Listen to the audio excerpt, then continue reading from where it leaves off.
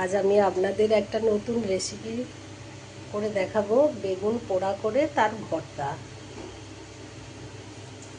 তেল দিলাম, গোটা জিরে,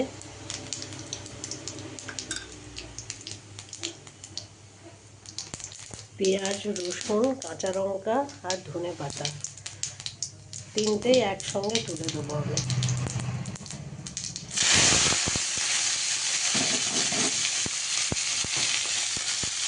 রেসিপিটা একটু বেশি পরিমাণে করছি, তাই পেঁয়াজ, রসুন আর কাঁচা লঙ্কা সবের পরিমাণ একটু দিচ্ছি।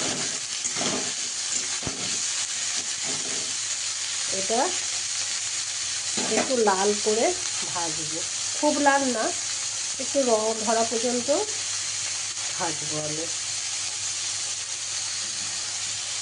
একটু নুন দিয়ে দিচ্ছি। এতে টমেটো কড়া করে দিলেও ভালো লাগে, আমি দেবো না।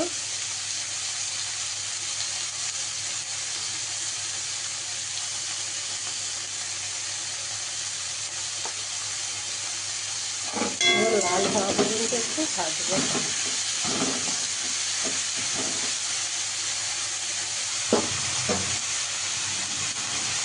বেগুনটা আমি আগে পোড়া করে খোসা ছাড়িয়ে রেখেছি এখানে।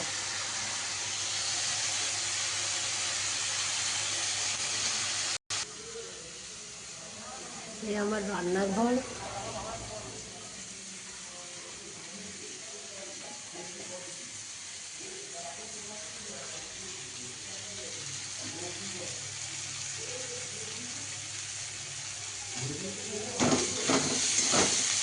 যে লাল লাল হয়ে আসছে, একটু লালচে হয়ে আসছে, আর একটু লাল হোক।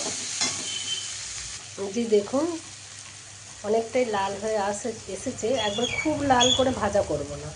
এরপর বেগুন পোড়া যেটা মেখে রেখেছি সেটা দিয়ে দেবো, দিয়ে ওর সঙ্গে নাড়াচাড়া করবো। একটু বেশিক্ষণ ধরে এটা নাড়াচাড়া করতে হবে।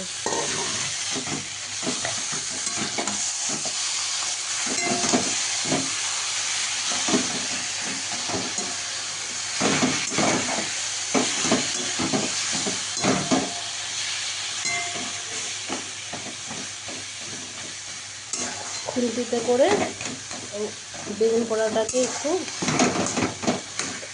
মশলার সঙ্গে মাখিয়ে নিতে হবে। বেশ খানিকক্ষণ ধরে এটা নাড়াচাড়া করতে হবে। এর জলটা, বেগুনের যে জলটা থাকে ভেতরের রসটা, ওটা বেশ শুকিয়ে শুকিয়ে কড়াতে লেগে লেগে যাবে, কড়ার তলায় বেশ লাল লাল ধরে যাবে। ততক্ষণ পর্যন্ত আমি নাড়াচাড়া করব। বেশ অনেকক্ষণ নাড়াচাড়া করতে হবে এটা।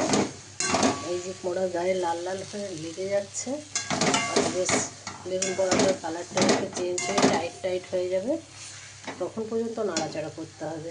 এই রেসিপিটা এমনি বেগুন পোড়া মাখালে পেঁয়াজ কাঁচা লঙ্কা দিয়ে অনেকে মাখায়, সেটাও খেতে ভালো লাগে, এটাও ভালো লাগে, এটাও খুব ভালো লাগে। একটু রসুনটা বেশি দিতে হয়, পেঁয়াজটা খুবই ভালো লাগে। রুটি ভাত যাদের সঙ্গে খাবেন খুবই ভালো লাগবে।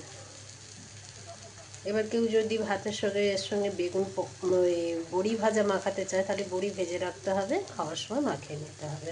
কেননা আগে থেকে মেখে রাখলে বড়িটা সেঁতিয়ে যাবে। এই যে দেখুন লাল লাল ধরে যাচ্ছে, আর নাড়বো না, এবার নামানো হবে।